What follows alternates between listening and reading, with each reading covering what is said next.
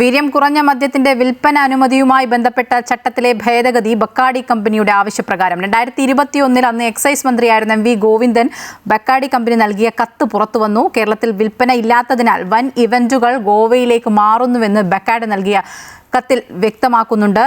ഇതിന് പിന്നാലെയാണ് വീര്യം കുറഞ്ഞ മദ്യത്തിന് നിർവചനം നൽകാനും മറ്റു നടപടികളിലേക്കൊക്കെ സർക്കാർ പോകുന്നതെന്നാണ് മനസ്സിലാക്കുന്നത്. രജിത്തുണ്ട് കൂടുതൽ വിവരങ്ങളുമായി. രജിത്ത്, നമുക്ക് തൊട്ട് മുൻപ് നമ്മളിപ്പോൾ LDF കൺവീനറുടെ വാക്കുകൾ കേൾക്കുകയുണ്ടായി.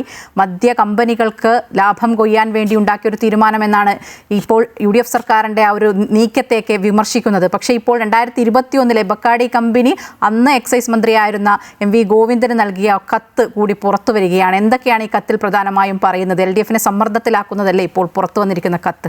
തീർച്ചയായും ഈ നിർവചനങ്ങളൊക്കെയും തന്നെ, അല്ലെങ്കിൽ ഈ നികുതി, അല്ലെങ്കിൽ ഈ വീര്യം കുറഞ്ഞ മദ്യവുമായി ബന്ധപ്പെട്ടുകൊണ്ടുള്ള കാര്യങ്ങളൊക്കെയും തന്നെ ചർച്ചയിലേക്ക് വരുന്നത് തന്നെ ഇതിൻ്റെ ഒരു അടിസ്ഥാനത്തിലാണ് എന്ന് വേണമെങ്കിൽ നമുക്ക് പറയാൻ കഴിയും. 2021 ബക്കാഡി കമ്പനി അന്നത്തെ എക്സൈസ് മന്ത്രിയായിരുന്ന എം.വി. ഗോവിന്ദന് കത്ത് നൽകുന്നത്. ഈ കത്തിൽ പ്രധാനമായും പറഞ്ഞിരിക്കുന്നത് കേരളത്തിൽ ഇത്തരത്തിൽ വീര്യം കുറഞ്ഞ മദ്യം വിൽപ്പനയിൽ ഇല്ലാത്തതിനാൽ തന്നെ വൻ ഇവൻറ്റുകളൊക്കെയും ഗോവയിലേക്ക് പോവുകയാണ്.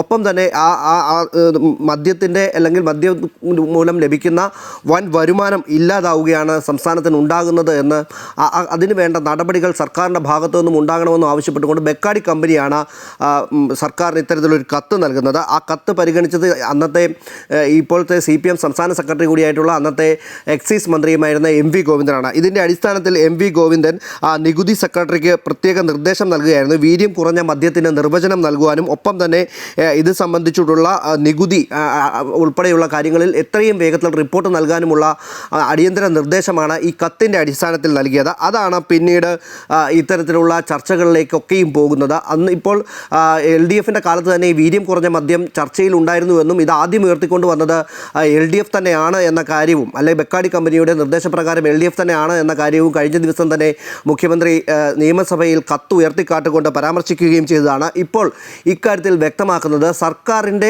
വരുമാനം വർദ്ധിപ്പിക്കുന്നതിന് വേണ്ടിയിട്ട് ബക്കാഡി കമ്പനി ഒരു നിർദ്ദേശം മുന്നോട്ട് വെക്കുന്നു എന്നതാണ്. ബക്കാഡി കമ്പനിയുടെ നിർദ്ദേശപ്രകാരമാണ് ഇപ്പോൾ ഈ നികുതി കുറയ്ക്കുന്ന കാര്യം, അല്ലെങ്കിൽ നികുതിയുമായി ബന്ധപ്പെട്ട കാര്യങ്ങളടക്കമുള്ള ചർച്ചകളിലേക്ക് കടന്നിരിക്കുന്നത്. ഇതിൽ തന്നെ സ്ത്രീ സൗഹൃദമാക്കുക എന്നതാണ്. മദ്യം സ്ത്രീ സൗഹൃദമാക്കുന്നതിൻ്റെ ഭാഗമായാണ് ഈ വീര്യം കുറഞ്ഞ മദ്യം നിർമ്മിക്കുന്നത് എന്നാണ് ബക്കാഡി കമ്പനി കത്തിൽ തന്നെ പറയുന്നത്. സ്ത്രീ സൗഹൃദമാക്കുകയും അത്തരം ഇവൻറ്റുകളടക്കം ഗോവയിലേക്കടക്കം പോകുന്നത് തടഞ്ഞുകൊണ്ട് കേരളത്തിലടക്കം അത്തരം ഇവൻറ്റുകൾ സംഘടിപ്പിക്കുകയും അതിൻ്റെ വരുമാനം അത് സർക്കാരിലേക്ക് വരുമാനം കൂട്ടുന്നതിന് കാരണമാകും തുടങ്ങിയ കാര്യങ്ങളാണ് ഈ ബക്കാഡി കമ്പനി നിർദ്ദേശിക്കുന്നത്. അതിൻ്റെ കൂടെ അടിസ്ഥാനത്തിലാണ് കഴിഞ്ഞ LDF സർക്കാരും പിന്നിപ്പോൾ തുടർന്നു വരുന്ന UDF സർക്കാരും ഇത്തരത്തിൽ വീര്യം കുറഞ്ഞ മദ്യത്തിൻ്റെ നികുതി കുറയ്ക്കുന്നതുമായി ബന്ധപ്പെട്ട ചർച്ചകളിലേക്ക് അടക്കം പോയിരിക്കുന്നത്. ഇതിൻ്റെ തുടക്കം 2021 രണ്ടാം പിണറായി വിജയൻ സർക്കാരിൻ്റെ കാലത്താണ് എന്ന കാര്യം തന്നെയാണ് ഏറ്റവും പ്രധാനപ്പെട്ട കാര്യം. അതുമായി ബന്ധപ്പെട്ട കാര്യങ്ങളാണ് ഇപ്പോൾ വലിയ ചർച്ചാ വിഷയമായി തന്നെ വന്നിരിക്കുന്നത്. UDF ഇക്കാര്യത്തിൽ തീരുമാനമെടുത്തതിന് ശേഷം മാത്രമേ